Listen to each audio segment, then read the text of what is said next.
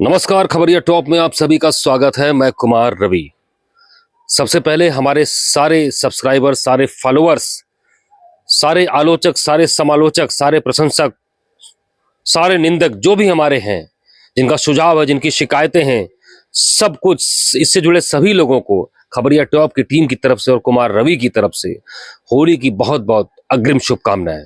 होली यह त्यौहार, रंगों का त्यौहार, आपके जीवन में इस तरह के अनेक रंग बिखेरे कि जिस तरीके से सुख दुख आते जाते रहते हैं, आप भी अपने जीवन पथ पर आगे बढ़ते रहें।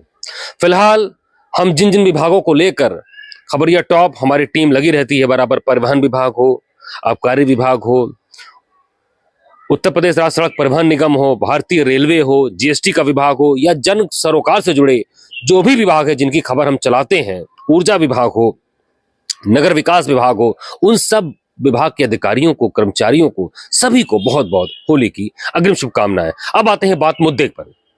परिवहन विभाग, जी हां, पहले तो मैं कहूंगा कि बुरा न मानो, होली है, यह खबरिया टॉप की बोली है, ना कि कोई गोली है। कुल मिलाकर कहा जाए, परिवहन विभाग का जो प्रवर्तन दस्ता है, जिसको कहते हैं इन्फोर्समेंट विंग, एक अजीब पसोपेश में फंसा हुआ नजर आ रहा है। अभी मैं आपसे बात कर रहा हूं, तकरीबन 36 घंटे पहले सूबे के मुख्यमंत्री जब अपने 4 दिवसीय दौरे से जापान से, सिंगापुर से आते हैं, तब उन्हें पहले ही फीडबैक हो जाता है कि किस तरीके से पूर्वांचल एक्सप्रेसवे पर, राजधानी लखनऊ मुख्यालय से चंद दूरी पर, गोसाईगंज क्षेत्र, मोहनलालगंज का जो क्षेत्र होता है, डबल डेकर बस दुर्घटनाग्रस्त हो जाती है। उसमें 6 लोग मारे जाते हैं, तमाम घायल होते हैं। और हादसा न कोई कोहरे की वजह थी, न कोई सड़क में गड्ढा था। हादसा दिन दहाड़े तकरीबन 3-3:30 बजे दोपहरी का समय था। जांच कमेटी बिठा दी गई, उसके फिटनेस पे तमाम सवाल उठा दिए गए। फिलहाल अब वो जांच चल रही, लेकिन इसको लेकर मुख्यमंत्री खासे नाराज नजर आए।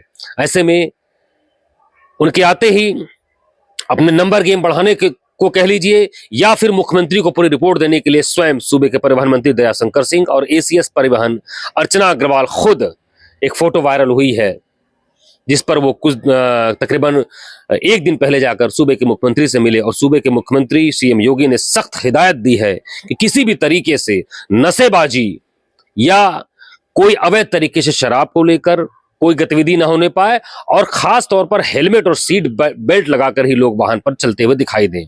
इसके साथ ही मुख्य सचिव स्तर पर यह भी आदेश सारे जिलाधिकारियों को, सारे मंडलायुक्तों को यह आदेश स्पष्ट तौर पर सूबे के सीएम के बिहाफ पर यह जारी कर दिया गया है कि होली पर कोई भी अपना जिला नहीं छोड़ेगा। ऐसे में प्रवर्तन दस्ता जो भी, चाहे लखनऊ जनपद की बात हो परिवहन विभाग के, चाहे अन्य जिलों की बात हो, इंफोर्समेंट विंग कहीं आएगी जाएगी नहीं, वह अपना जिला नहीं छोड़ेगी।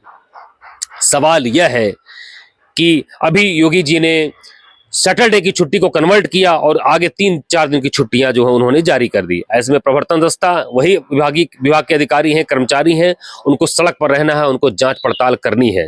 लेकिन सब मिलाकर देखा जाए तो इस आदेश के बाद से, और जो डबल डेकर की जो लखनऊ में जो घटना हुई है, उसको लेकर काफी प्रवर्तन दस्ता खासतौर पर लखनऊ का जो है वह काफी दबाव में है, पसोपेश में है।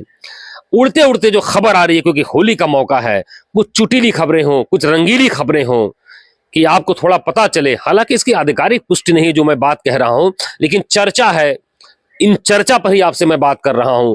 अंदर खाने में, विभाग के मुख्यालय से लेकर रीजन में, संभाग में और अन्य जनपदों में भी इस बात को लेकर चर्चा है। जो लखनऊ जो भी अधिकारी कर्मचारी गाहे बगाए यहां पर आते जाते हैं, या किसी भी अधिकारी या कर्मचारी से, प्रवर्तन दस्ते से जुड़े हुए हैं, लखनऊ विभाग के इंफोर्समेंट विंग की बात करें तो यहां पर आरटीओ प्रवर्तन है, और काफी मशक्कत के बाद यहां पर आरआई से प्रमोट हुए जो है एक एआरटीओ यहां पर तैनात हो पाए।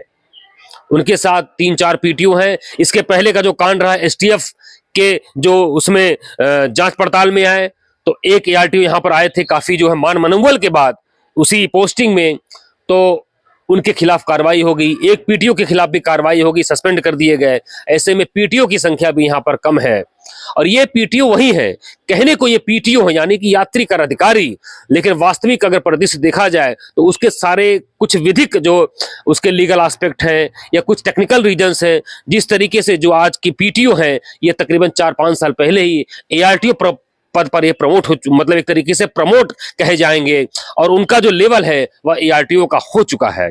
लेकिन अब इस मौजूदा समय में आरआई से प्रमोट होकर एआरटीओ इन्फोर्समेंट उनको हेड कर रहे हैं और किस तरीके से काम उनसे ले रहे हैं, यह बहुत सोचने वाली बात है। सब मिलाकर डबल डेकर को लेकर अगर देखा जाए तो शासन का जो अमला है वह लगातार विभागीय मुख्यालय पर जो एक अंदर खाने में चर्चा है कि दबाव बना रहा है कि सूबे के मुखिया आ रहे हैं, इस पर तलब कर रहे हैं और बाकायदे मुख्यालय से इसको लेकर जांच पड़ताल की जा रही है। लेकिन फिलहाल शासन का जो अमला है वह इसको बहुत नाकाफी समझ रहा है या इस बात से संतुष्ट नहीं है। तो क्या 1-2-4 विकेट गिरने वाले हैं?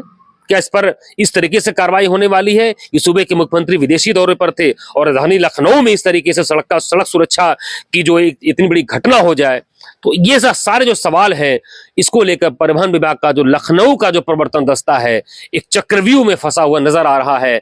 उसमें अभिमन्यु कौन है, कृष्ण कौन है, दुर्योधन कौन है, भीष्म कौन है, या किस तरीके से या इससे निकला जाए यह समझ में नहीं आ रहा है। कुल मिलाकर विभागीय मुख्यालय अपने अधिकारियों को किसी तरीके से बचाने का प्रयास कर रहा है, तो वहीं शासन का जो टीम है वो कहीं ना कहीं विकेट गिराने के फिराक में है। फिलहाल होली का माहौल है, दबाव बहुत ज्यादा है, लेकिन यह भी सच है कि जिस तरीके से चाहे होली हो, चाहे ईद हो, चाहे दिवाली हो, पैसेंजरों का जो लोड फैक्टर होता है राजधानी लखनऊ के प्रमुख मार्गों पर बताया जा रहा है यहां से 8 मार्ग जो है निकलते हैं अयोध्या की तरफ, सीतापुर की तरफ, कानपुर की तरफ, फैजाबाद की तरफ और तमाम क्षेत्र हैं। जो एक यहां पर एक रिपोर्ट दी गई विभागीय मुख्यालय को कि 8 ऐसे सड़क मार्ग है जो हाईवे से जुड़े हैं जहां पर लोड फैक्टर ज्यादा है। ऐसे में निश्चित तौर पर डग्गा मार बसें जो होती हैं, प्राइवेट बसें होती हैं, जो प्राइवेट गाड़ियां होती हैं, इन 30 त्योहारों पर यात्रियों के लिए वरदान बनती हैं। तो ऐसे में अगर इन गाड़ियों के खिलाफ कार्रवाई चाहकर भी विभाग का प्रवर्तन दस्ता नहीं कर पाता है, सब मिलाकर यात्रियों को उनके गंतव्य तक पहुंचाने की बहुत बड़ी जिम्मेदारी होती है। हालांकि यूपी एसआरटीसी की तरफ से तमाम अतिरिक्त बसें चलाने का दावा किया जाता है हर बार।